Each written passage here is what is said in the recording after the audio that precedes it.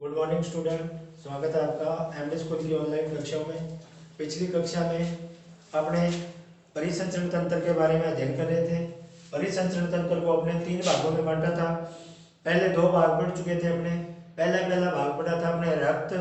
रक्त एक तरल संयोजी ऊतक था जिसके अंदर जो इसका तरल भाग है उसको क्या कहते हैं, प्लाज्मा कहते हैं। और इस प्लाज्मा की मात्रा बताई थी आपको कितनी पाई जाती है रक्त के अंदर, लगभग 55%। इसके अलावा जो इसका ठोस भाग है उसके अंदर कणिकाएं पाई जाती है और उन कणिकाओं के द्वारा रक्त का 45% भाग निर्मित किया जाता है।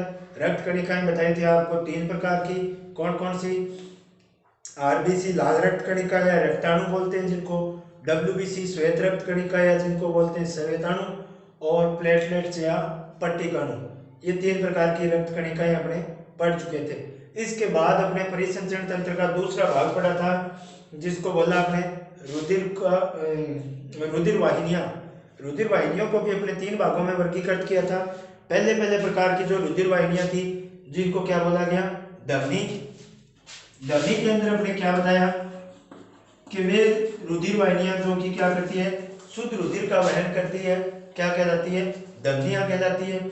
और धमनियां आगे चलकर छोटी छोटी नलिकाओं में विभाजित हो जाती है जिन्हें क्या बोलते हैं अपने धमनिकाएं। दूसरे प्रकार की नलिकाएं बताई थी आपको शिराएं, यानी वे रुधिर वाहिनियां जिनके अंदर अशुद्ध रुधिर बहता है उनको क्या कहते हैं, शिराएं। और शिराएं आगे चलकर छोटी छोटी नलिकाओं में विभाजित हो जाती है जिनको बोलते हैं अपने शिरिकाएं। और तीसरे प्रकार की रुधिर वाहिनी बताई थी आपको केशिका, यानी धमनियों और शिराओं को जोड़ने वाली सूक्ष्म नलिकाएं क्या कहलाती है, केशिका। फुफ्फुसीय धमनी बताई थी जिसके अंदर अशुद्ध रक्त बहता है, फुफ्फुसीय शिरा जिसके अंदर शुद्ध रक्त बहता है। और इनके अंदर एक और अंतर बताया गया कि जो धमनियां होती है इनकी भित्ति मोटी होती है, इनका व्यास कम होता है और रुधिर का दाब इनके अंदर क्या होगा, अधिक होगा। जो शिराएं होंगी इनकी भित्ति पतली होती है, इनका व्यास अधिक होता है और इनके अंदर रुधिर का दाब जो होता है वो भी क्या होता है, कम होता है। आज अपने परिसंचरण तंत्र का तीसरा भाग पढ़ने जा रहे हैं, हृदय। ठीक है, ये अपने हृदय की संरचना। जो अपना हृदय है वो एक पेशीय मांसल संरचना है जो कि क्या करता रहता है, अपने शरीर के विभिन्न भागों के अंदर रुधिर को पंप करने का कार्य करता है। ठीक है, मानव का जो हृदय है वो 4 कोष्ठकों में बंटा होता है, 2 ऊपर वाले कोष्ठ और 2 नीचे वाले कोष्ठ। ऊपर वाले दोनों कोष्ठ कहलाते हैं आलिंद, जैसे ये हो गया दायां आलिंद,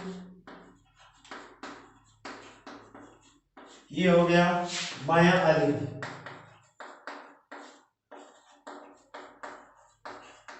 और जो नीचे वाले 2 कोष्ठक होते हैं वो नीले होते हैं, इधर वाला हो गया दायां नीले और ये बायां नीले। आलिंद और नीले के बीच में कपाट पाए जाते हैं जिनके कारण क्या होता है, रुधिर आलिंदों से नीले के अंदर प्रवेश करता है। ठीक है, और देखो यहाँ पर कि 2 आलिंदों के बीच में ये एक पट दिखाई दे रहा है जिसको बोलते हैं अपने अंतरा आलिंद पट। अंतरा आलिंद पट। और 2 नीलियों के बीच में जो पट है उसको बोलते हैं अंतरा नील्य पट। और आलिंद और नीलियों के बीच में जो पट है उसको बोलते हैं अपने आलिंद नील्य पट। ठीक है, ये होंगे हृदय के 4 कोष्ठक। ठीक है, मानव हृदय एक पेशीय मांसल संरचना है जो फेफड़ों के अंदर वाली साइड स्थित है और मानव हृदय बाईं ओर स्थित होता है। कौन सी ओर? बाएं भाग में स्थित होता है। ठीक है, 4 कोष्ठकों में बंटा है। ऊपर वाले 2 कोष्ठकों को आलिंद बोल दिया और नीचे वाले 2 कोष्ठकों को क्या बोल दिया, नीले।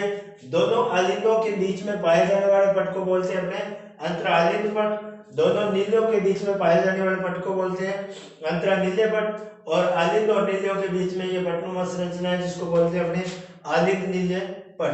ठीक है, आलिंदों से नीलियों के अंदर जो रुधिर प्रवेश करता है वो अर्धचंद्राकार कपाट पाए जाते हैं, उनके माध्यम से करता है। जो बायां आलिंद और बायां नील्य है इसके बीच में द्विबलनी कपाट पाया जाता है, और दायां आलिंद और दाएं नील्य के बीच में त्रिबलनी कपाट पाया जाता है। ठीक है, ये थी हृदय की संरचना के बारे में।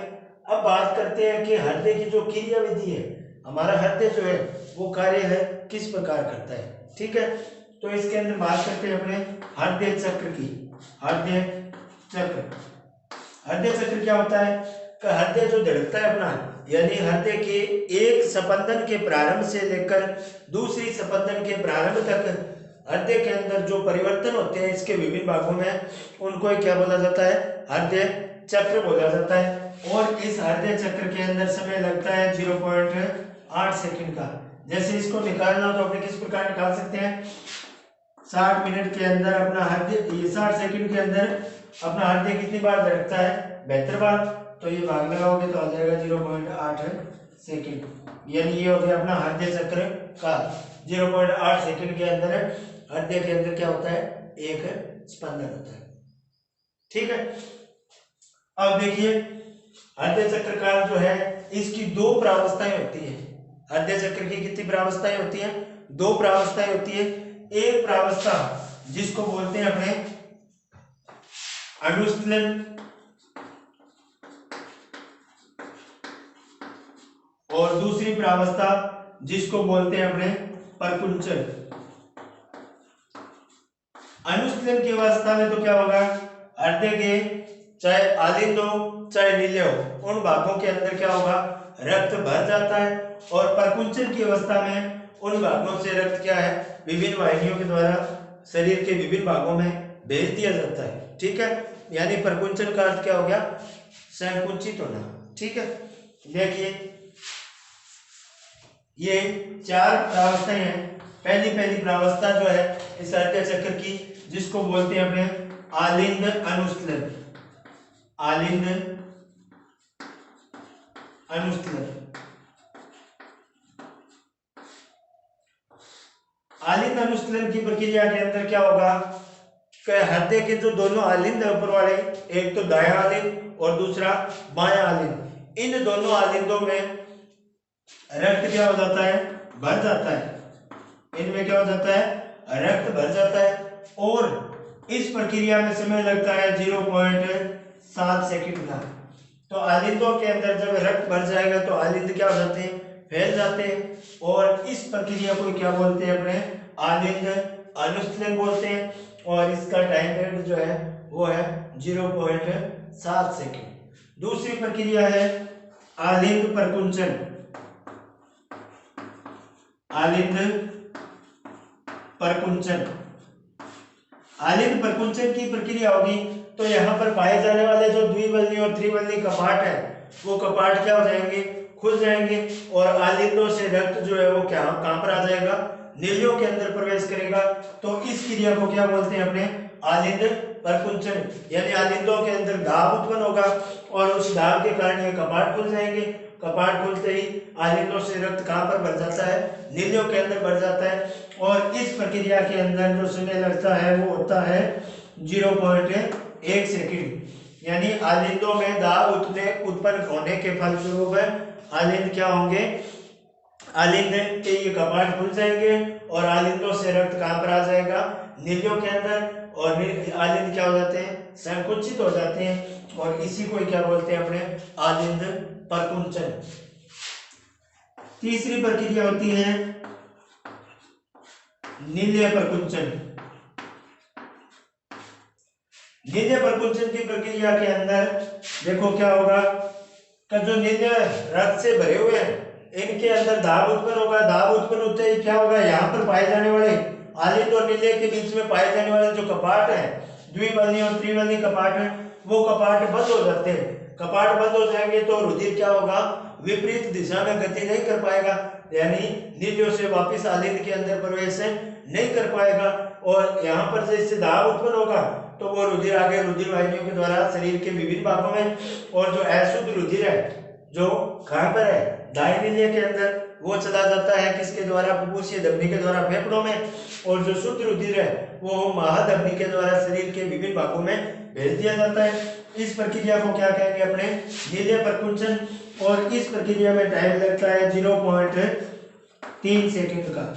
और अपने चौथी प्रक्रिया जो आती है वो है नीलिय अनुस्थलन।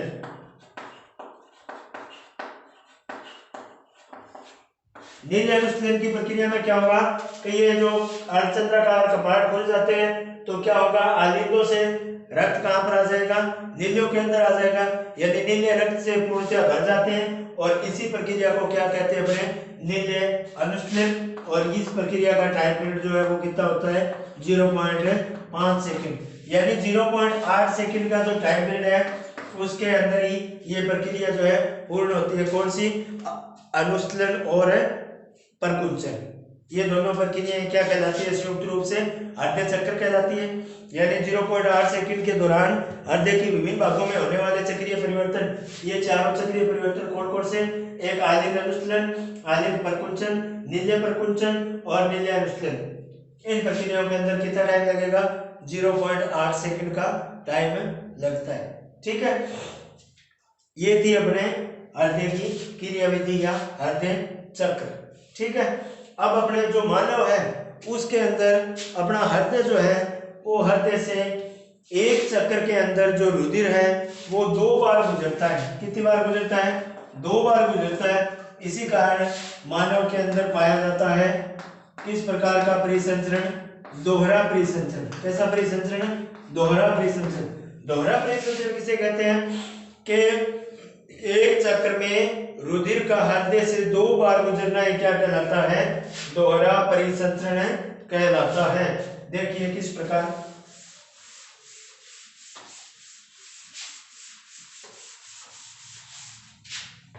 जैसे ये मान लो अपने हृदय है, ये हृदय के 4 कोष्ठक हो गए। ये कौन सा हो गया, दायां आलिंद, ये बायां आलिंद,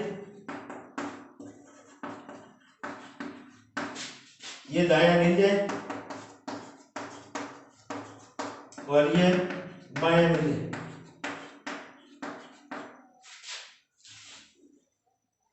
ये एक रुधिर वाहिनी है जो शरीर के विभिन्न भागों से क्या करती है, रक्त लेके आती है। शरीर के विभिन्न अंगों से रक्त लेके आती है। ठीक है, कहां पर रक्त लेके आती है, दाएं आलिंद में। ये रुधिर वाहिनी बाएं नीले से रक्त लेके आ रही है, कहां पर, शरीर के विभिन्न भागों में भेजती है। ठीक है, ये रुधिर वाहिनी जो है वो अपने फेफड़ों से रक्त लेके आती है बाएं आलिंद में, और एक ये रुधिर वाहिनी है जो रक्त लेके जाती है कहां पर, फेफड़ों में। ठीक है, इस संरचना को देखो ध्यान से, 4 भाग हृदय के, ऊपर वाले 2 भाग दायां और बायां आलिंद, नीचे वाले 2 भाग दायां और बायां नीले। जो शरीर का अपने सारा का सारा अशुद्ध रुधिर है वो आके कहां पर एकत्रित होता है, अशुद्ध रुधिर। अशुद्ध रुधिर जो है वो एकत्रित होता है अपने दाएं आलिंद में। कहां पर एकत्रित हुआ, दाएं आलिंद में। ठीक है, दाएं आलिंद के अंदर जो रुधिर आया कौन सा आया, अशुद्ध, एकत्रित हो गया। अब दाएं आलिंद और दाएं नीलिया के बीच में त्रिवलनी कपाट पाए जाते हैं। आलिंद के अंदर रुधिर भर जाने से आलिंद कौन सी अवस्था में आया, आलिंद आ गया अनुस्थलन अवस्था में। अनुस्थलन अवस्था में आ गया। अब क्या होगा, यहाँ पर एक दाब उत्पन्न होगा जिसके कारण आलिंद और नीलिया के बीच वाले कपाट खुल जाते हैं। खुलते ही ये आलिंद से रक्त कहां पर प्रवेश कर गया, दाएं नीलिया के अंदर। ठीक है, अब दाएं नीलिया जो है, दाएं नीलिया वो तो आ गया कौन सी अवस्था में, अनुस्थलन अवस्था में, और जो आलिंद है वो कौन सी अवस्था में आ गया, प्रकुंचन अवस्था में।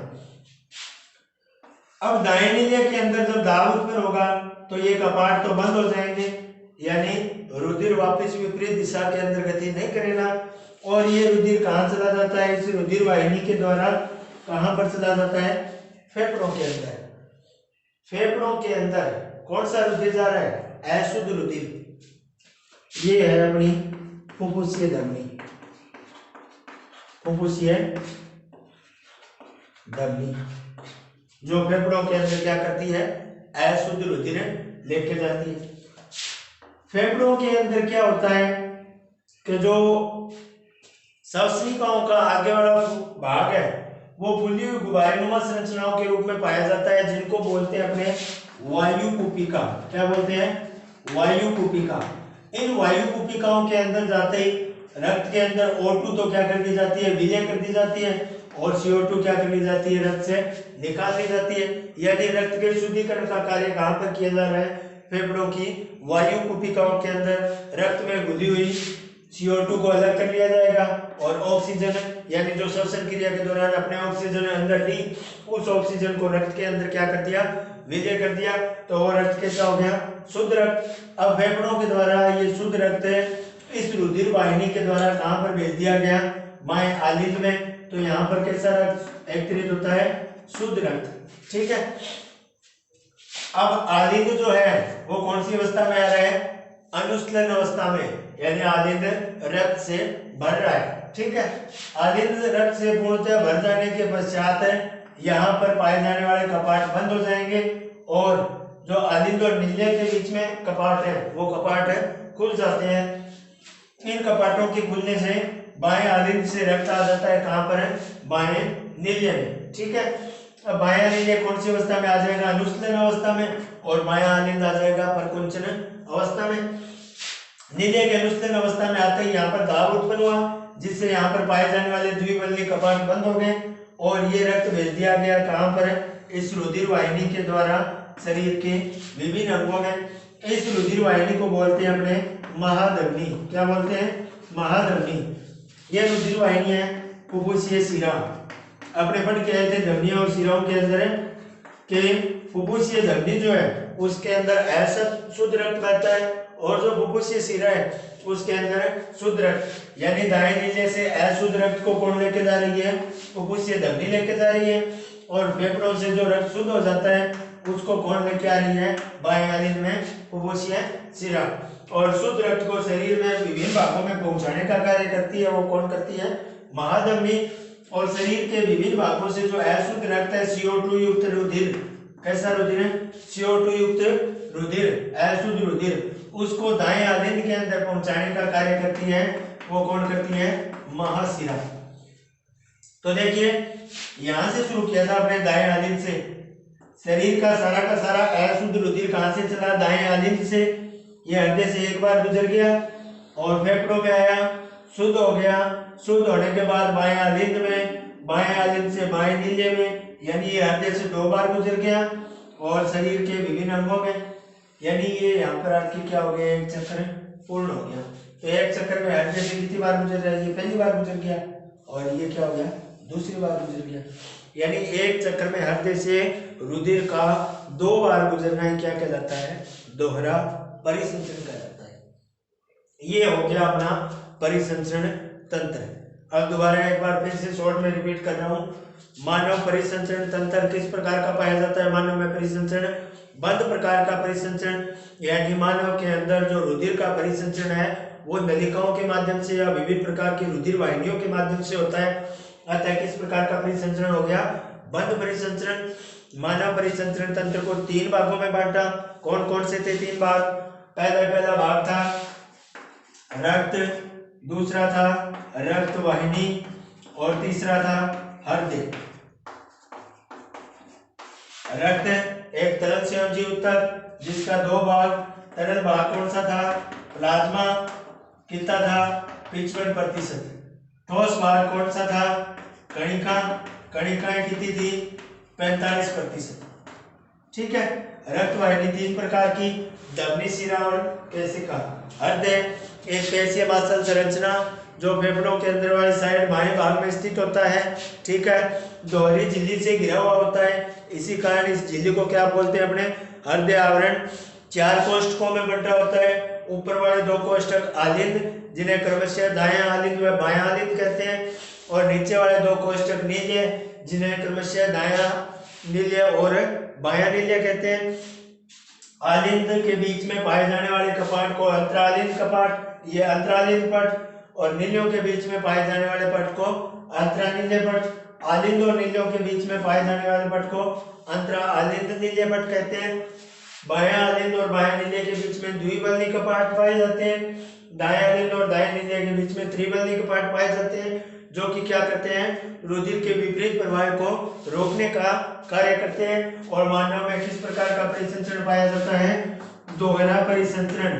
कैसा परिसंचरण, दोहरा परिसंचरण, यानी रक्त का हृदय से एक चक्र में 2 बार गुजरना क्या कहलाता है, दोहरा परिसंचरण कहलाता है। और मानव के अंदर हृदय चक्र काल जो होता है वो कितना होता है, 0.8 सेकंड का।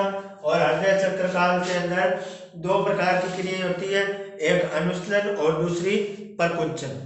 ठीक है, धन्यवाद।